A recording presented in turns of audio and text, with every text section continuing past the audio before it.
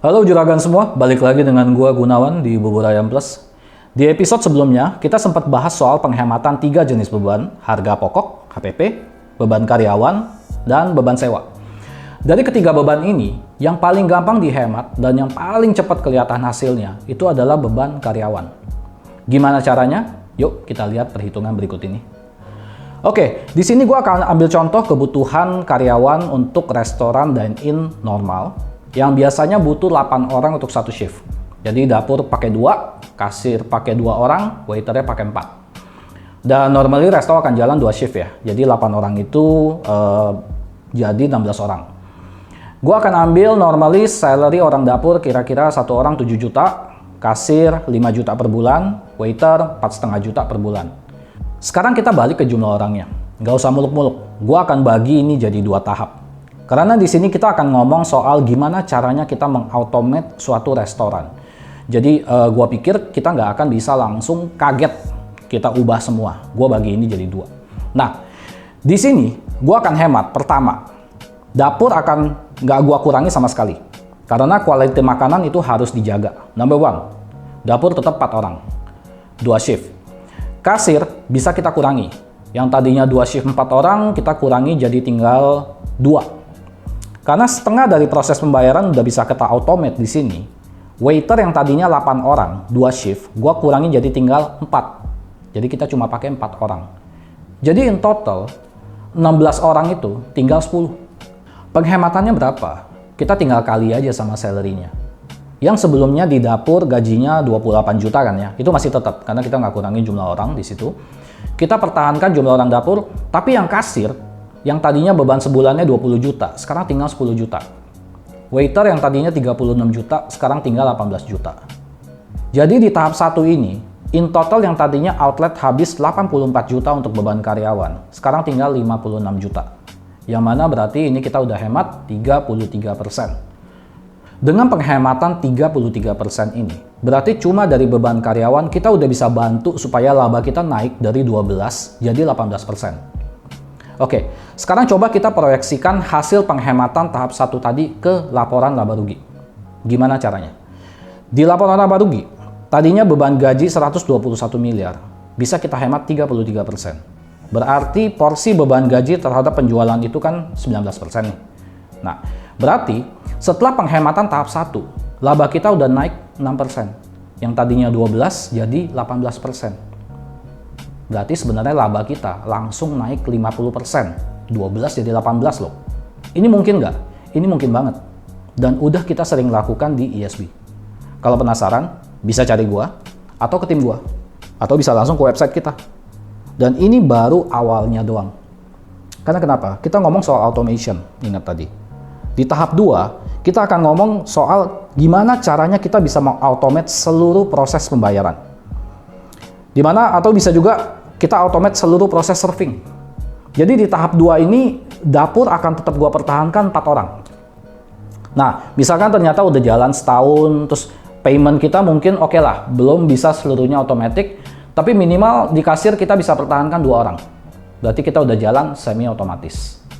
Jadi di tahap 2 ini yang akan gua kurangi itu adalah totally seluruhnya waiter. Gua hilangkan. Nah, penghematannya gimana? Ya simple. Yang tadinya awalnya kita bayar 84 juta per bulan untuk beban karyawan, sekarang tinggal 38 juta per bulan untuk satu outlet. Berarti kita udah hemat 55%. Lu pasti mikir gue gila. Nah, gimana caranya kita bisa kurangi jumlah orang? Gua kasih lihat contoh videonya ya. Juragan, gua kasih lu contoh. Ini restoran semi otomatis. Dia cuma pakai 1 orang buat jadi kasir, jadi waiter, jadi food runner, semuanya diborong sama dia. Let's go. Bienvenue, monsieur. Selamat datang, Bapak. Untuk berapa orang? Sendirian aja? Iya, saya 1 orang aja. Baik, siap. Tunggu sebentar.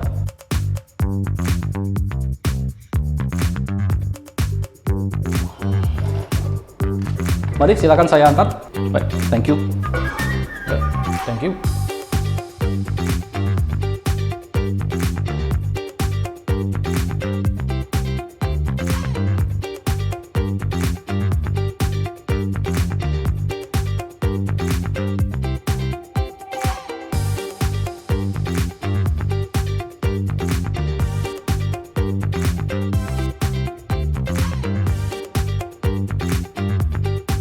Wih, cepet juga.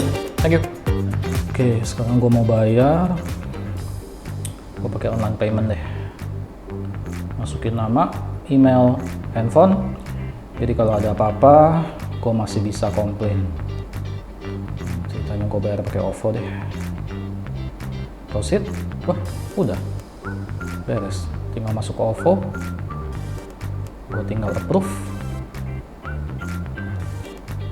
Beres. Cepet juga. Oke, jadi Juragan tadi udah lihat dari proses gua masuk ke restoran, gua dapet ini, gua pesen, gua bayar, semua aktivitas saya itu diberikan ke customer. Nggak perlu lagi ada banyak orang untuk jagain kasir, nggak perlu lagi ada banyak yang jadi waiter, cukup pakai satu orangnya juga bisa, Dik. Kalau mau bahkan nggak ada kasir, nggak ada waiter sekalian. Sip. Oke, mungkin berikutnya ada pertanyaan. Gimana kalau restorannya itu bukan restoran dine-in, tapi restoran fast food? Bisa nggak dihemat? Bisa banget. Intinya, kita tuh hemat di bagian pelayanan, sama di bagian pembayaran.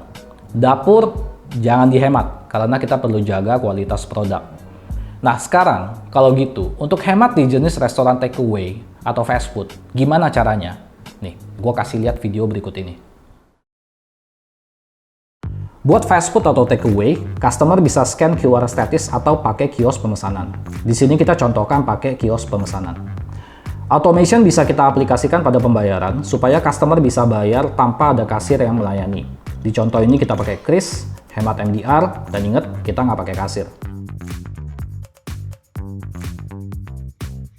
Teknologi ini juga mempercepat proses pemesanan. Makin cepat, makin banyak pesanan yang bisa kita terima, penjualan juga makin tinggi. Jadi restoran cukup fokus ke kualitas produk. Kalau tadi di video dine-in kita pakai QR dinamis, customer bayar belakangan. Di sini, customer harus bayar lebih dulu, baru dapat makanan. Perlu diingat, software yang terintegrasi penuh sangat-sangat penting untuk bisa nambah cuan.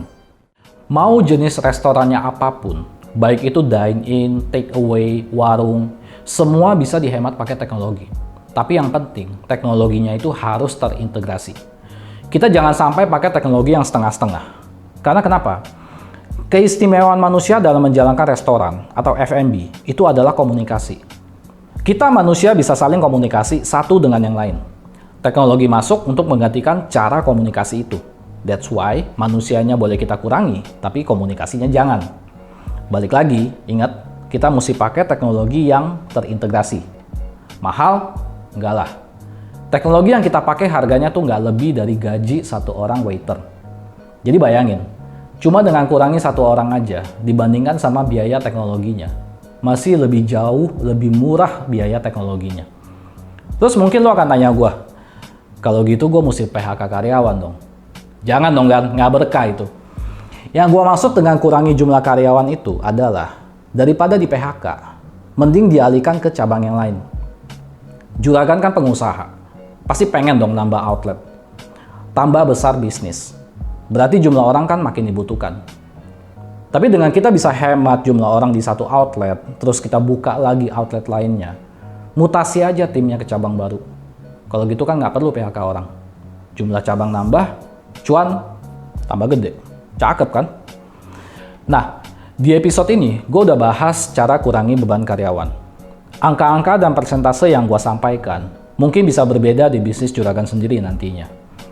Next, gue akan bahas gimana caranya kita tekan HPP dan juga gimana caranya Juragan bisa manfaatkan beban sewa semaksimal mungkin di episode Bubur Ayam Plus berikutnya.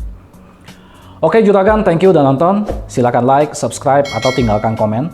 Keep it simple, keep it practical, and ciao.